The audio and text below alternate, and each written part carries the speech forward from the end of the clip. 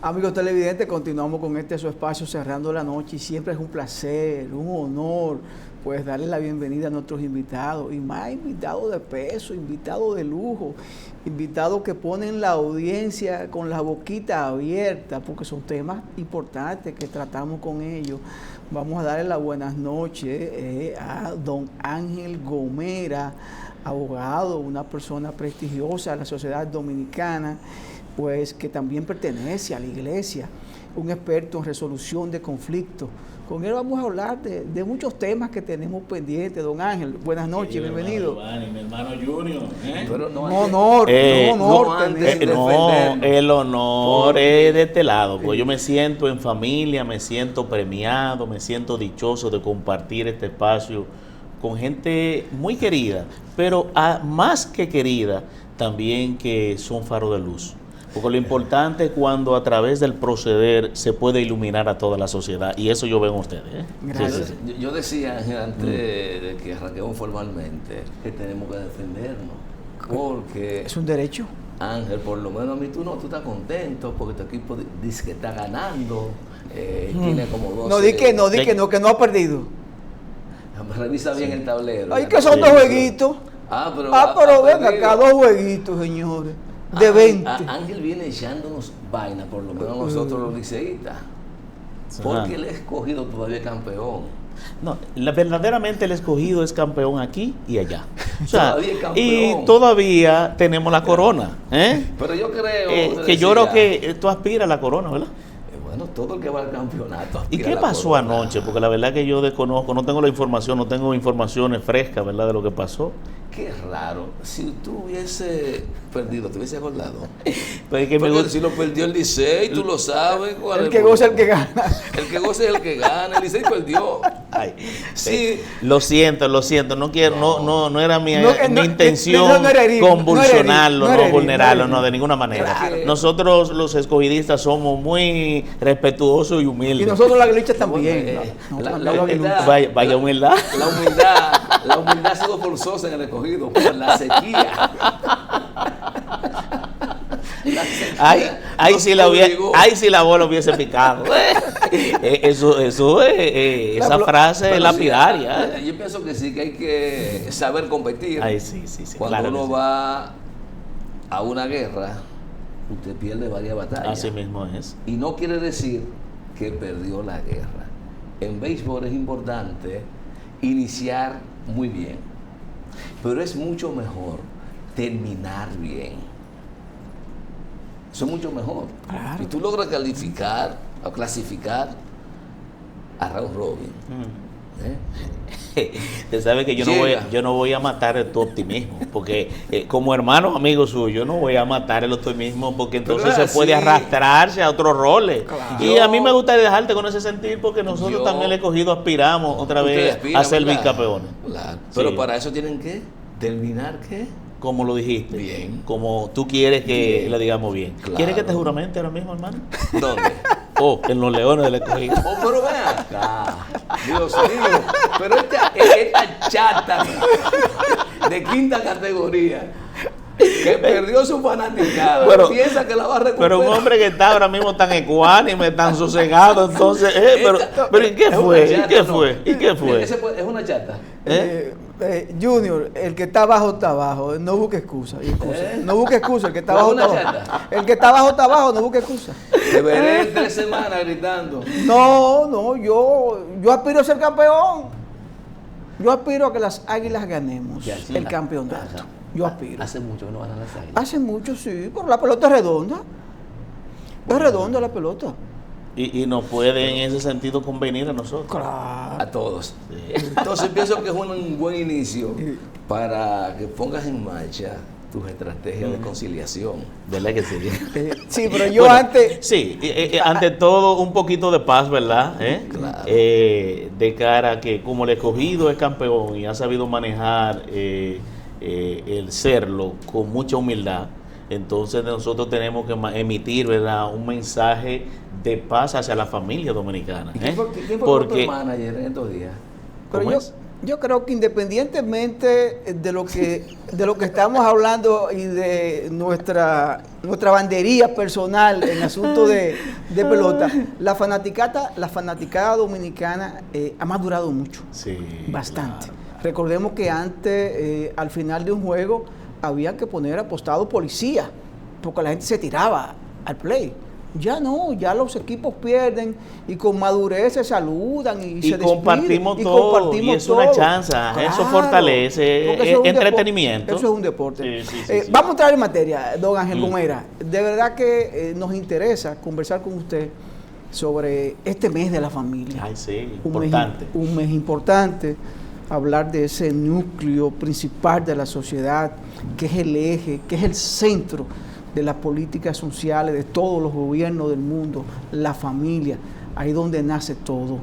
Y me gustaría que usted pues pase un balance de cómo está la familia dominicana, independientemente de los atracos, de la violencia que hay, de crímenes en las calles, de la violencia de género, estos feminicidios que día a día pues nos golpean, padres descuidados que vemos en algunos sectores, que se descuidan y dejan un niño en una cubo de agua y se ahogan, y otros padres que hemos visto que lo han traducido a la acción de la justicia porque por negligencia maltratan o abandonan sus hijos, y la verdad que son cosas que la sociedad las repudia, pero son casos que pasan lamentablemente. Así es, ¿no?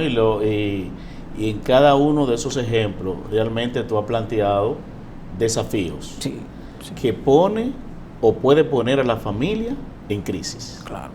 Hay una expresión que dice, quien habla contra la familia no sabe contra qué habla, porque no sabe lo que deshace. Y hablar en contra de la familia es hablar contra sí mismo, porque la familia es célula básica, célula núcleo fundamental. Y entonces estamos viendo que fruto de actuaciones que provienen en muchos casos de actores de familia, integrantes de la familia, hace entonces que comience a socavarse, que comience entonces a sentir fraccionamiento. Y ahí entran esos males sociales que están siendo pregonados y que hay que tener cuidado porque son vicios. Y los vicios no pueden ser normalizados. ¿Cómo uno normaliza los vicios? El dejar hacer y el dejar pasar. Sabemos y estamos conscientes de que somos seres libres y tenemos que apostar a la libertad. Ahora, la libertad no significa irse a los extremos, porque muchas veces cuando nos vamos a los extremos, entonces estamos contribuyendo a la deshumanización. Y en ese sentido, estamos viendo una familia atacada, ¿verdad? Verdaderamente por hechos de violencia que hay que prestarle atención. Y para prestarle atención tenemos que analizar esos casos particulares, pero también ver qué es lo que está causando para que las políticas a implementar vayan directamente a transformar la raíz. Estamos viendo también situaciones de cómo se va validando la corrupción. Y cuando digo cómo se va validando la corrupción es que hijos arrastren a sus padres a cuestiones criminales o padres arrastran a sus hijos y están formando asociación. Y entonces, donde el papá tiene que ser el modelo a seguir, ¿verdad?, para encaminar sus hijos.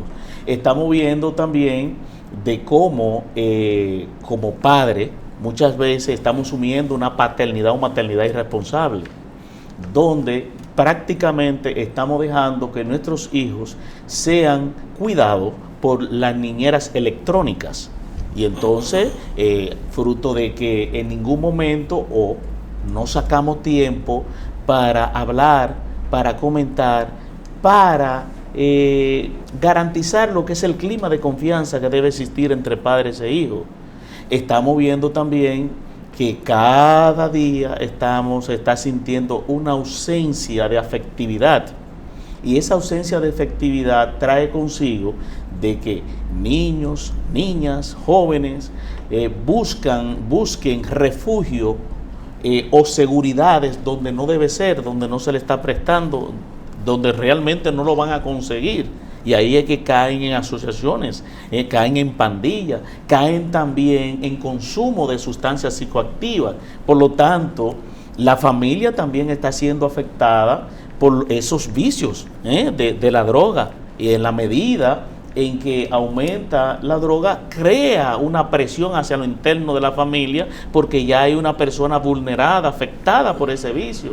Estamos también viendo de que los divorcios traen consigo duelo hacia el interior de la familia, porque en la medida en que hijos ven que sus padres se han dividido, han roto su relación, así mismo se genera una desarmonía. Y siempre he aprendido que esposos en armonía, hijos en armonía, familia en armonía, así mismo entonces va a colaborar con una comunidad en armonía. Ahora bien, son ejemplos que uno puede hablar de otros más, pero también debemos nosotros ver en el gran horizonte que he descrito, con mucho optimismo, familias que están luchando cada día. Claro. Que a pesar de todas estas hostilidades, que son amenazas latentes hacia el interior de cada familia, están dándole el debido seguimiento a sus hijos, que están cuidando de sus hijos, que en el momento de una caída están presentes, que en el momento en que el hijo se asoma en su rostro alguna preocupación, alguna inseguridad, ahí están al lado para decirle: cuenta conmigo, estoy aquí, levántate, estoy para apoyarte, te amo, te perdono, nunca te dejaré solo. Y eso hace que en nosotros, por ejemplo, vemos en escuela, en colegio, cómo muchos padres están acompañando a sus hijos, lo están llevando y están participando de las reuniones escolares. Están dándole seguimiento también quiénes son sus hijos, porque no podemos solamente ver ya un mundo sombrío, totalmente yendo hacia el abismo. No, de ninguna manera. Hay esperanza, hay esperanza. Ahora, para que esa esperanza nos comience a iluminar y comience también a desarraigar esas oscuridades, esos fantasmas que atacan y que en un momento dado puedan penetrar a la familia, entonces tenemos que dimensionar la comunicación propositiva, o sea, positiva hacia la familia. Y para eso debemos nosotros como sociedad establecer una serie de políticas no solamente de Estado, también políticas al interior de cómo debemos planificar el proyecto familiar. Y cada uno de nosotros está en el compromiso de hacerlo. Y usted dirá, pero bueno, ¿cómo? Yo creo que se acerca una época muy interesante donde el corazón se abre a sentimientos y emociones, donde afloran alegría, pero también tristeza, ¿verdad? Pero en este tiempo comienza a surgir propósitos para el próximo año. Comienzan a surgir ideas, lo que hay que ponerle en práctica y entender que cuando en ti surge algún ideal, algún propósito, que esto constituye entonces, que esto te genere a ti esa voluntad, un esfuerzo para conseguirlo. Y en ese sentido, nosotros como integrantes de la familia que somos todos, que es el verdadero tesoro, tenemos entonces que comenzar a vernos en el interior. ¿Qué ven en ti tus hijos? ¿Qué están viendo en ti tus hijos? ¿Cuál es el legado que usted le va a producir o va a dejar a los hijos? Porque en un momento dado vamos a partir. Si nos hacemos esta pregunta, ¿qué cambiaría en este momento para hacer mucho más feliz a tu familia? ¿Qué responderíamos? Pero también, ¿cuáles son las cosas positivas que tiene mi familia?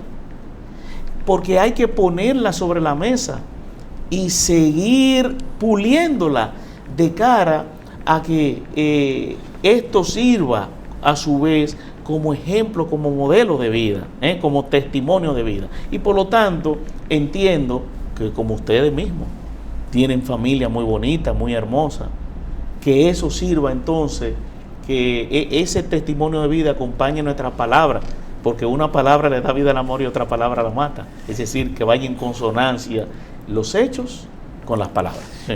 Hemos aprendido definitivamente que las excepciones son las que confirman las reglas. Y de eso no escapa el tema que estamos abordando referido a la familia. Pero resulta difícil que podamos llegar a algún tipo de propuesta o de sugerencia de soluciones a este grado de descomposición que vive la sociedad y el Estado dominicano, si no somos capaces de hacer un ejercicio para identificar cuáles son los factores que influyen directamente en este grado de deterioro que lleva la sociedad dominicana, entendida la sociedad como el conjunto, en este caso, de los actores sociales y la familia. Y a veces tú dices, bueno, esta es una sociedad muy católica, o sea, que tiene fe aferrada al amor de Dios, pero también aquí hay una gran comunidad de iglesias protestantes que tienen una cantidad impresionante, hay quienes se atreven a afirmar que más que la católica, de personas que lo siguen. Entonces, ante toda esa situación, dice, perfecto, tenemos una esperanza, una fe, pero ese es un factor. Hay otros factores que te influyen en el comportamiento humano, en el que yo creo, Ángel, quiero que me ayudes, que el Estado juega un rol fundamental para trazar pautas. Claro que sí. Entonces, ¿en qué está fallando, digo yo, el Estado dominicano para aportar un granito más de arena a ese ejercicio de recuperación que queremos lograr para tener familias idóneas? Sí, yo creo que muy bien lo has dicho, ¿verdad?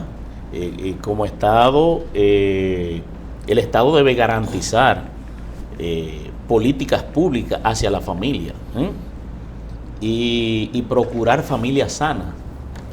Y el artículo 55 de la Constitución precisamente habla acerca de la familia, se refiere a la familia. Ahora bien, no es solamente referirnos, es aplicar políticas. Y yo entiendo que para aplicar política tenemos que cuidarnos de la dispersión. Tenemos que procurar resultados que hagan posible garantizar de que realmente se está dando la transformación, que se le está poniendo el dedo en la llaga. Y yo veo con buenos ojos que se trabaje la niñez, yo veo con buenos ojos que se trabaje con las personas adultas mayores, etcétera, ¿verdad que sí? Pero yo entiendo que debe realizarse o debe establecerse dentro de ese pool de política a realizar lo que es la integración. Y la integración ahí, y se ha hablado tanto de que en la República Dominicana se necesita un ministerio de la familia. Yo abogo por un ministerio de la familia. Y yo abogo también para que, y entiendo que me gustó, y quiero hacer como una especie, ¿verdad?, de anuncio, ¿verdad?, que es positivo, esto de volver a relanzar la moral y cívica. Eso es positivo. Excelente. Ahora, para que eso se garantice, yo creo en el juego de la pata del trípode, ¿verdad? Estado, en este caso las escuelas, el sistema escolar, la comunidad, la familia. Es decir, que lo que acontezca en la escuela pueda resultar provechoso y no encontrar un ambiente tan hostil de cizaña que se diluya en la familia. Yo creo que te falta una pata. ¿Y cuál sería?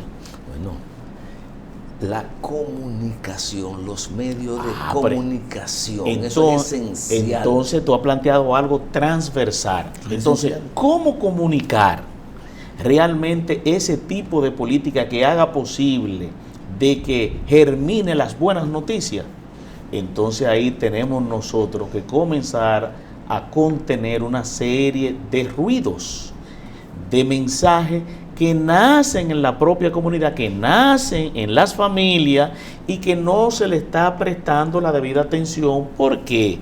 Porque no hay acompañamiento psicosocial. Y entonces ahí es uno de los problemas que tenemos que trabajar. Mira qué bueno, Ángel, como Junior saca el elemento comunicación y tú hablas de ese acompañamiento que tiene que existir entre la escuela y la comunidad. No sé si en días pasados... Y la familia. Y la familia. En días pasados, meses pasados, subían videos de problemas en la escuela, discusiones, pleitos, y vemos que hoy día pues, eso ha disminuido, ha bajado, o la familia ha tomado conciencia o la escuela ha tomado algún tipo de medida para reducir esto. Un paréntesis antes que nos vayamos, porque Ángel mencionó la escuela, y la escuela es una de esas 4 patas importantes, pero aquí tenemos un problema esencial. Nuestros niños van a la escuela a aprender a sumar, leer y a escribir. En la escuela no se forma ciudadano. Entiendo que ese aporte, hay que ver la transformación que necesita la educación para que desde esa comunidad de integración de diferentes familias en un aula, salgan proyectados los valores en términos no solo éticos, morales, los valores democráticos, el respeto a la integridad, el respeto a la pareja, o en este caso a la mujer.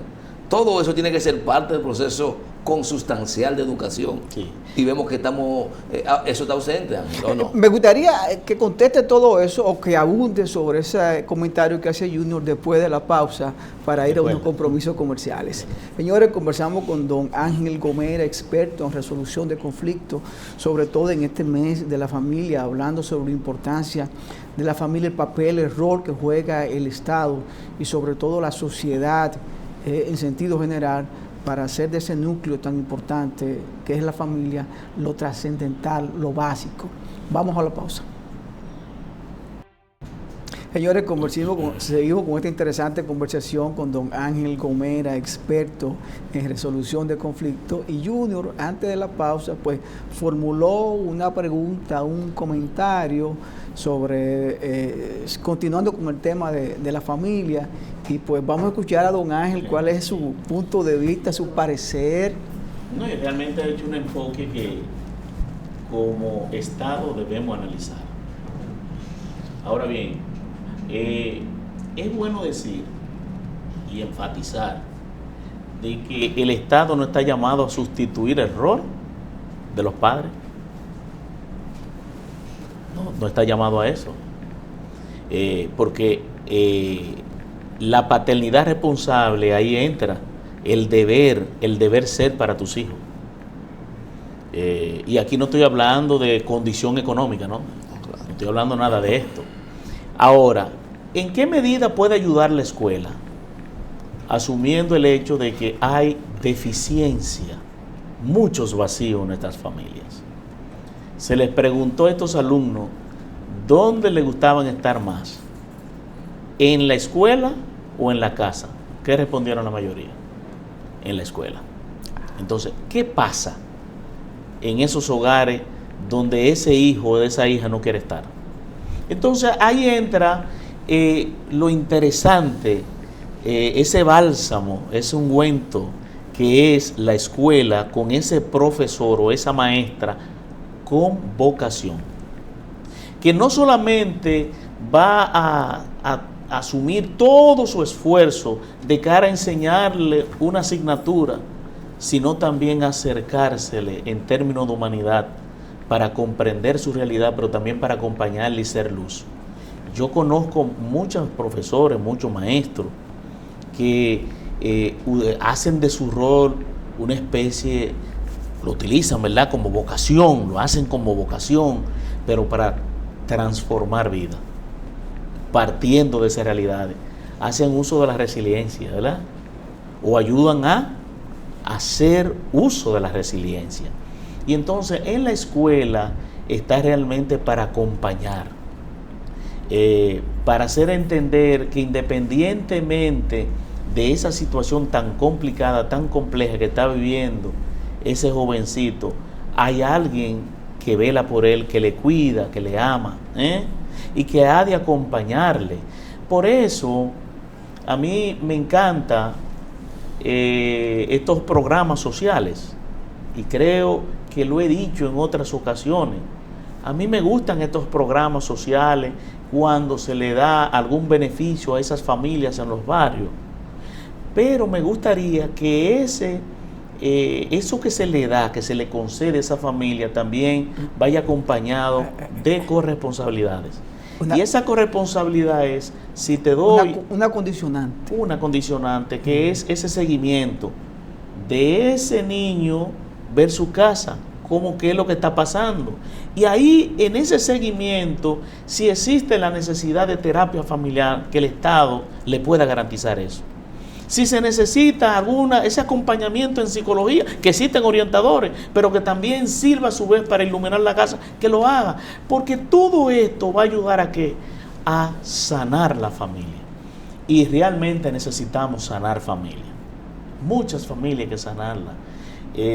Si estamos viendo cómo muchos comportamientos se están asumiendo como réplica, obedece a que no se ha hecho un corte con ese pasado tan amargo que está amargando la vida de los que están a su lado. Sí. Yo me pongo un ejemplo para concatenar esto. Yo recuerdo mi hijo mayor cuando era pequeño, estaban dando en esa época un cómic de esto, Goku, sí, que era. Yo decía Dragon Ball Z. Dragon Ball Z, que no lo vieran, vaina de uno.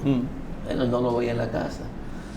Pero en los 5 pisos hacia abajo, todo el mundo lo veía. Él se salía y se iba. Y veía. ¿Qué te lo digo con eso? Que a veces la familia toma algunas decisiones, pero el entorno ante una persona vulnerable influye demasiado.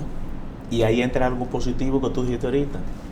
Cuando se da ese escenario de poner reglas, eso le llama disciplina, ¿verdad?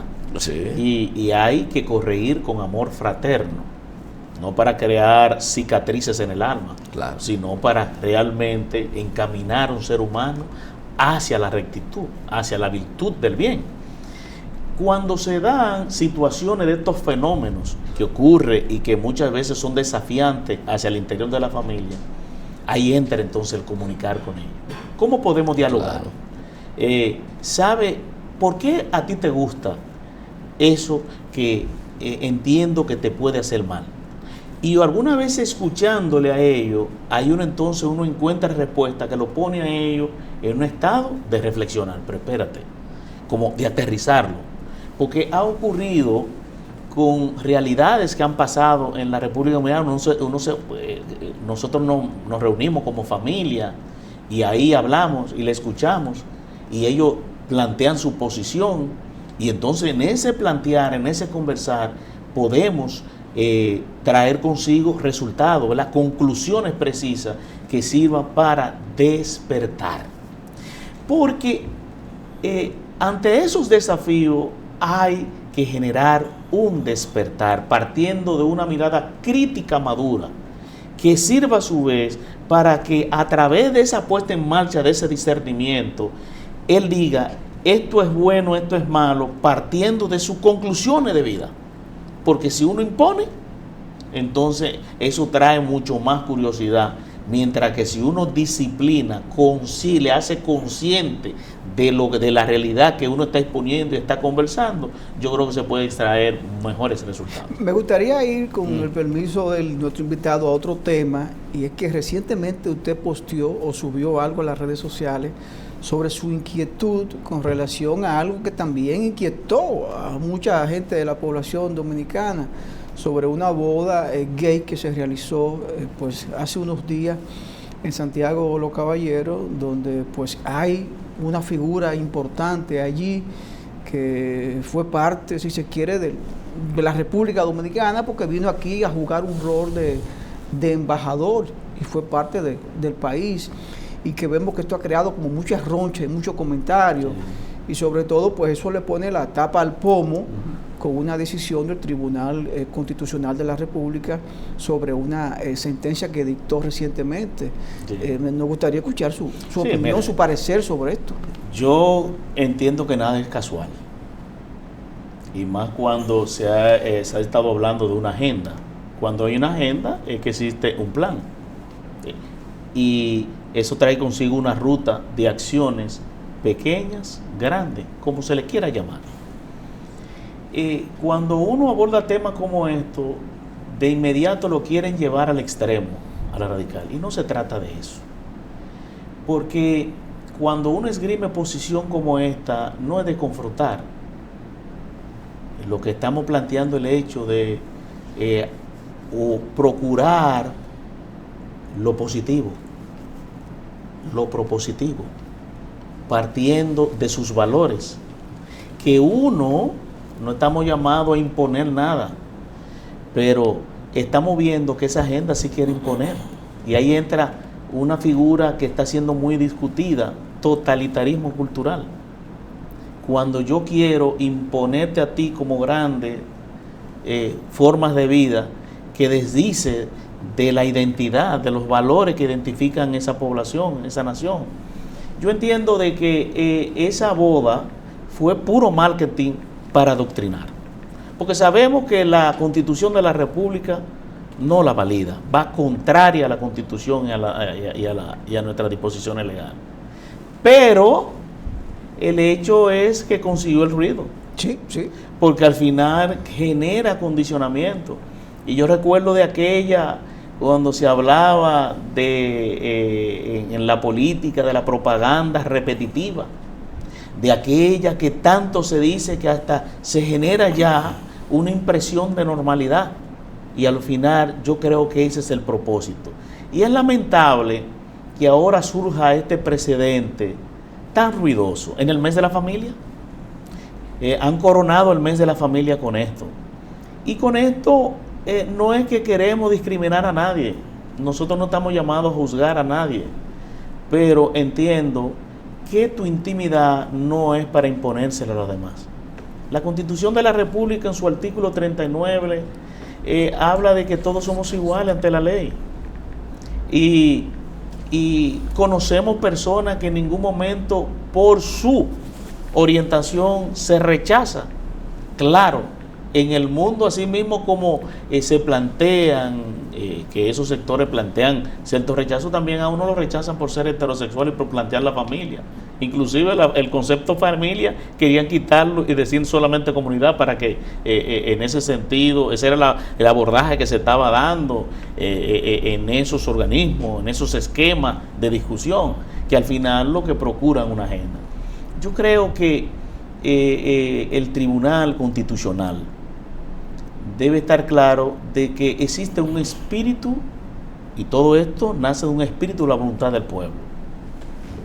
Que el pueblo dominicano tiene su identidad, que el pueblo dominicano tiene su creencia, que este ha sido un pueblo que respeta, que este es un pueblo que cree, ¿verdad?, en lo que en su esencia, tiene su verdadera esencia, que no necesariamente tiene ahora que ser lacerada por una agenda o por posiciones que ahí tienen que ser discernidas y asumidas con una interpretación que no vaya a generar confusión, sino que vaya a procurar lo que nosotros tenemos, que es estabilidad, armonía y sobre todo el bienestar, sin desdeñar la dignidad humana. Bueno, Ángel, el tema de esta sentencia, yo pienso que, como siempre, hay quienes quieren buscarle la 10ª pata al gato. ¿Ya? Hubo una acción muy puntual en contra de 2 leyes, 2 artículos, que pretendía que no se sancionara a personas del mismo sexo que vivieran juntos, no se le pongan disciplina, digamos, sanciones disciplinarias. Juntos, es que ejercieran prácticas. No, pero no importa, prácticas. No importa, pero no dice, y ahí el espacio. No dice que es en los cuarteles, porque la ley no dice que es en los cuarteles. O sea, la ley está invadiendo la intimidad de esas dos personas, porque no importa dónde lo hagan, si le llega el rumor al jefe de la policía o al jefe de la armada, va a hacer una investigación y lo van a sancionar.